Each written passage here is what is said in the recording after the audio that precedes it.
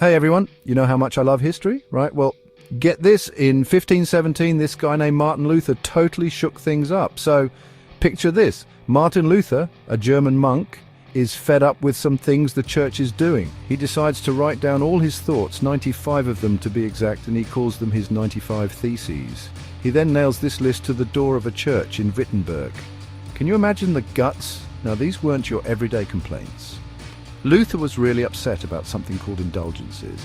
Imagine the church selling get-out-of-jail-free cards for sins. Luther thought this was totally wrong, and he wasn't afraid to say it.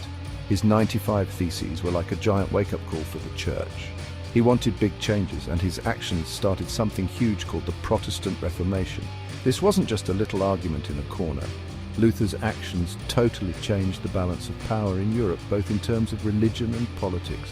People started to question the authority of the church, and new branches of Christianity began to form. Luther's bravery inspired people to think for themselves and challenge the way things were.